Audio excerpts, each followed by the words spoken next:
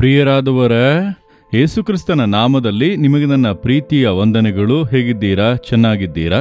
ಈ ಸ್ಥಳ ಹೇಗಿದೆ ನೋಡಿದ್ದೀರಾ? ಬಹಳ ಬ್ಯೂಟಿಫುಲ್ ಆಗಿರುವಂಥ ಒಂದು ಪ್ಲೇಸ್ ಇದು ಎಲ್ಲಿದೆ ಅಂದುಕೊಳ್ಳುತ್ತೀರಾ? ನ್ಯೂಜಿಲೆಂಡ್ನಲ್ಲಿ ಓಕ್ಲ್ಯಾಂಡ್ ಎಂಬಂತ ಒಂದು ಪಟ್ಟಣ ಇದೆ ಅಲ್ಲ, ಅಲ್ಲಿರುವಂಥ ಒಂದು ಸುಂದರವಾದ ಸ್ಥಳ ಇದು. ಇಲ್ಲಿ ಎಲ್ಲಿ ನೋಡಿದರೂ ಬಹಳ ಸುಂದರವಾಗಿದೆ. ಯಾವ ಸ್ಥಳವನ್ನು ನೋಡಿದರೂ ಬಹಳ ಬ್ಯೂಟಿಫುಲ್ ಆಗಿದೆ. ಈ ದೇಶದ ಒಂದು ವಿಶೇಷತೆ ಏನು ಗೊತ್ತಾ? ಈ ದೇಶದಲ್ಲಿ ಹಾವೇ ಇಲ್ಲ, ವಿಷ ಜಂತುಗಳೇ ಇಲ್ಲ. ಆ ರೀತಿ ಯಾವುದು ಕೂಡ ಇಲ್ಲದಂತೆ ಈ ದೇಶವನ್ನು ಅವರು ಸಂರಕ್ಷಿಸುತ್ತಾ ಇದ್ದಾರೆ. ಆದ್ದರಿಂದ ಈ ದೇಶದೊಳಗೆ ಬರುವಾಗ ಬಹಳ ಸ್ಟ್ರಿಕ್ಟ್. ನೀವು ಹಣ್ಣು ತರಕಾರಿ ಯಾವುದನ್ನು ಕೂಡ ಇದರೊಳಗೆ ತರುವುದಕ್ಕೆ ಆಗುವುದಿಲ್ಲ. ಏರ್ಪೋರ್ಟ್ನಲ್ಲಿ ಚೆಕ್ ಮಾಡಿ ಕಳುಹಿಸುತ್ತಾರೆ. ಆ ರೀತಿಯಾಗಿ ಈ ದೇಶವನ್ನು ಕಾಪಾಡುತ್ತಾ ಇದ್ದಾರೆ. ಯಾಕೆಂದ್ರೆ ಈ ದೇಶದಲ್ಲಿ ಹಾವಿಲ್ಲ, ಬಹಳ ಶುದ್ಧವಾಗಿದೆ ಅನ್ನುವಾಗ ಕೆಲವರಿಗೆ ಅದು ಹಿಡಿಸುವುದೇ ಇಲ್ಲ. ನೋಡಿರಿ, ಒಬ್ಬ ಚೀನಾದವನು ಅನೇಕ ಹಾವುಗಳನ್ನು ತಂದಿದ್ದನು. ಏರ್ಪೋರ್ಟ್ನಲ್ಲಿ ಅವನನ್ನು ಹಿಡಿದು ಕಳುಹಿಸಿ ಬಿಟ್ಟರು. ಈ ರೀತಿಯ ಜನಗಳು ಕೂಡ ಇದ್ದಾರೆ. ಅಂದರೆ ಚೆನ್ನಾಗಿರುವಂಥ ದೇಶವನ್ನು ಕೆಡಿಸುವುದಕ್ಕೆ ಕೆಲವರು ಅಲೆಯುತ್ತಿದ್ದಾರೆ. ಆ ರೀತಿಯಾಗಿ ಇದು ಬಹಳ ಸುಂದರವಾಗಿರುವಂಥ ಒಂದು ದೇಶ. ಎಲ್ಲಿಗೆ ಬೇಕಾದರೂ ಹೋಗಬಹುದು, ನಡೆಯಬಹುದು, ಕೂರಬಹುದು, ಮಲಗಬಹುದು. ಅಷ್ಟು ಒಂದು ಸುಂದರವಾಗಿರುವಂಥ, ಸುರಕ್ಷಿತವಾಗಿರುವಂಥ ಒಂದು ದೇಶ ಇದು. ಇಷ್ಟು ಬಿಸಿಲಿದೆ, ಆದರೂ ನೀವೇನು ಚಳಿಗಾಲದ ವಸ್ತ್ರಗಳನ್ನು ಹಾಕಿದ್ದೀರಲ್ಲ ಅಂದರೆ ಇಲ್ಲಿ ಬಿಸಿಲಿದ್ದರೂ ಚಳಿ ಇರುತ್ತದೆ. ನಾವು AC ಹಾಕುತ್ತೇವಲ್ಲ ನಮ್ಮ ಮನೆಯಲ್ಲಿ, ರೂಮ್ನಲ್ಲಿ, ಆಫೀಸ್ನಲ್ಲಿ, ಆದರೆ ಇಡೀ ದೇಶವೇ ACಯಲ್ಲಿರುವುದನ್ನು ನೋಡಿದ್ದೀರಾ? ಈ ದೇಶವನ್ನು ದೇವರು AC ಮಾಡಿ ಇಟ್ಟಿದ್ದಾರೆ. ಆದ್ದರಿಂದ ಯಾವಾಗಲೂ ಚಳಿ ಇರುತ್ತದೆ. ಬಿಸಿಲು ಬಿದ್ದರೂ ಕೂಡ ಇಲ್ಲಿ ಚಳಿ ಇರುತ್ತದೆ. ಹಾಗೆ ನಿಮ್ಮೊಟ್ಟಿಗೆ ಮಾತನಾಡುತ್ತಿದ್ದೇನೆ. ಆ ರೀತಿಯಾಗಿರುವಂಥ ಒಂದು ಸುಂದರವಾದಂಥ ದೇಶ. ಸರಿ, ಈ ದಿನದಲ್ಲಿ ದೇವರು ನಿಮಗೆ ಯಾವ ವಾಕ್ಯವನ್ನು ಇಟ್ಟಿದ್ದಾರೆ, ಯಾವ ಆಶೀರ್ವಾದ ಇಟ್ಟಿದ್ದಾರೆ ಎಂದು ನೋಡುತ್ತೀರಲ್ಲ. ಯೆರೆಮೀಯ 31:9 ದೇವರು ಹೇಳುತ್ತಾರೆ, ನಾನು ನಿನ್ನನ್ನು ಎಡವದ ಸಮ ಮಾರ್ಗದಲ್ಲಿ ನಡೆಸುತ್ತೇನೆ, ಎಡವದ ಸಮ ಮಾರ್ಗದಲ್ಲಿ ನಿನ್ನನ್ನು ನಡೆಸುವೆನು ಎಂಬುದಾಗಿ. ಇದು ಒಂದು ದೊಡ್ಡ ಆಶೀರ್ವಾದ. ದೇವರ ನಡೆಸುವಿಕೆಯಲ್ಲಿ ಯೇಸುವಿನೊಟ್ಟಿಗೆ ನಡೆಯುವುದು ತಾನೇ ದೊಡ್ಡ ಆಶೀರ್ವಾದ. ಆತನು ನಮ್ಮನ್ನು ನಡೆಸುವಾಗ ಎಡವದ ಸಮ ಮಾರ್ಗದಲ್ಲಿ ನಮ್ಮನ್ನು ನಡೆಸುತ್ತಾನೆ. ನೀವು ನಡೆದು ಹೋಗುವಂತ ನಿಮ್ಮ ಸೇವೆಯ ಮಾರ್ಗವಾಗಿರಬಹುದು, ಕುಟುಂಬದ ಮಾರ್ಗ, ನಿಮ್ಮ ಕೆಲಸ, ನಿಮ್ಮ ಬಿಸ್ನೆಸ್ ಅಥವಾ ನಿಮ್ಮ ಜೀವಿತದಲ್ಲಿ ಎಡವುವಂತ ಪರಿಸ್ಥಿತಿಗಳನ್ನು ಸಂಧಿಸುತ್ತಾ ಇದ್ದೀರಾ? ದೇವರು ಎಡವದೇ ಇರುವಂತ ಮಾರ್ಗದಲ್ಲಿ ನಡೆಸುವರು. ನಾನು ಸೇವೆಗೆ ಬಂದು 50 ವರ್ಷಗಳು ಆಯಿತು.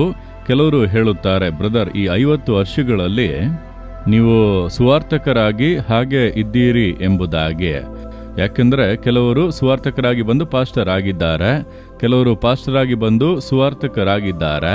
ಆ ರೀತಿಯಾಗಿ ನೆಲೆಯಾಗಿರದೆ, ಸೇವೆಯಲ್ಲಿ ಒಂದು ಬ್ಲೆಸ್ಸಿಂಗ್ ಇಲ್ಲದೆ ಕಷ್ಟಪಡುವಂತ ಅನೇಕರನ್ನು ನಾನು ನೋಡಿದ್ದೇನೆ, ಕೇಳಿದ್ದೇನೆ.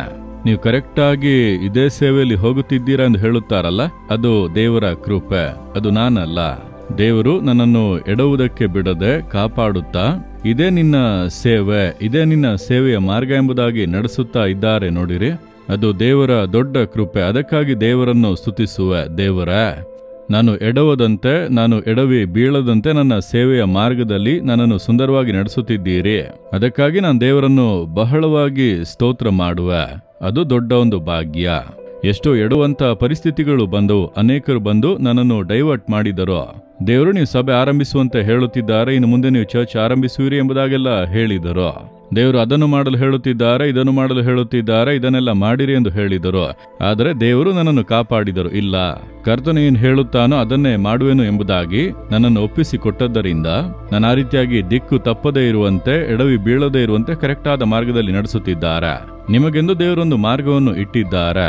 ಆ ಮಾರ್ಗದಲ್ಲೇ ನೀವು ನಡೆಯಬೇಕು. ನೀವು ಅವರನ್ನು ಇವರನ್ನು ನೋಡಿ ಹಾಗೆ ಮಾಡೋಣ, ಹೀಗೆ ಮಾಡೋಣ, ಅಲ್ಲಿ ಹೋಗೋಣ, ಇಲ್ಲಿ ಹೋಗೋಣ, ಹಾಗೆ ಮಾಡಿದರೆ ಬಹಳ ಹಣ ಬರುತ್ತದೆ, ಈ ರೀತಿ ಮಾಡಿದರೆ ದೊಡ್ಡ ಆಶೀರ್ವಾದ, ಈ ರೀತಿ ಸೇವೆ ಬೆಳೆಯುತ್ತದೆ.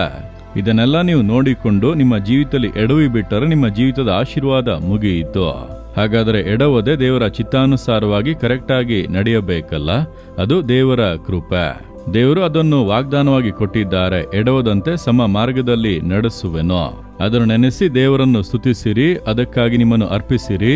ದೇವರು ಸುಂದರವಾಗಿ ನಡೆಸುವರು. ನೀವು ಎಡವದೆ ಆತನ ಮಾರ್ಗದಲ್ಲಿಯೇ ನಡೆದರೆ ಯಾವುದೇ ಕೊರತೆಯೂ ಬರದಂತೆ ಎಲ್ಲ ಆಶೀರ್ವಾದಗಳು ನಿಮಗೆ ಸಂಪೂರ್ಣವಾಗಿ ಇರುವಂತೆ ನಡೆಸುವರು. ಅದುವೇ ರಹಸ್ಯ. ಅನೇಕರು ಹೇಗೆ ಈ ಗ್ರಾಮದಲ್ಲಿ ಇದ್ದುಕೊಂಡು ಇಷ್ಟು ಸೇವೆಗಳು ಲೋಕದೆಲ್ಲೆಡೆ ಸುವಾರ್ತೆ ಹೋಗುತ್ತಿದೆ, ಇಷ್ಟು ಬ್ರಹ್ಮಾಂಡವಾದ ಸೇವೆಯನ್ನು ಮಾಡುತ್ತಾ ಇದ್ದೀರಿ ಅಂದರೆ ಏನೂ ಇಲ್ಲ, ಆತನು ಹೇಳುವುದನ್ನು ನಾನು ಮಾಡುತ್ತಿದ್ದೇನೆ ಅಷ್ಟೇ. ಆ ಕಡೆ ಈ ಕಡೆ ಹೋಗದಂತೆ ಎಡವದಂತೆ ಆತನು ಏನು ಹೇಳುತ್ತಾನೋ ಅದರಂತೆ ಮಾಡುತ್ತಾ ಇರುವುದರಿಂದ ಕರ್ತನು ನಡೆಸುತ್ತಾ ಇದ್ದಾನೆ. ನಿಮ್ಮ ಜೀವಿತದಲ್ಲೂ ಅದೊಂದು ಆಶೀರ್ವಾದ, ಅದೊಂದು ವಾಗ್ದಾನ. ದೇವರೇ, ಎಡವದಂತೆ ನನ್ನನ್ನು ನೇರವಾಗಿ ಸಮ ಮಾರ್ಗದಲ್ಲಿ ಮುನ್ನಡೆಸಿರಿ. ನಾನು ಎಡಗಡೆಯೋ ಬಲಗಡೆಯೋ ವಾಲದಂತೆ ನಿಮ್ಮ ಚಿತ್ತಾನುಸಾರವಾಗಿ ನನ್ನ ಓಟದ ಮಾರ್ಗದಲ್ಲಿ ಓಡುವಂತೆ ನನಗೆ ಕೃಪೆ ಕೊಡಿರಿ. ನನ್ನನ್ನು ಅದಕ್ಕಾಗಿ ಅರ್ಪಿಸುತ್ತೇನೆ. ಯೇಸುವಿನ ನಾಮದಲ್ಲಿ ಆಮೇನ್, ಆಮೇನ್.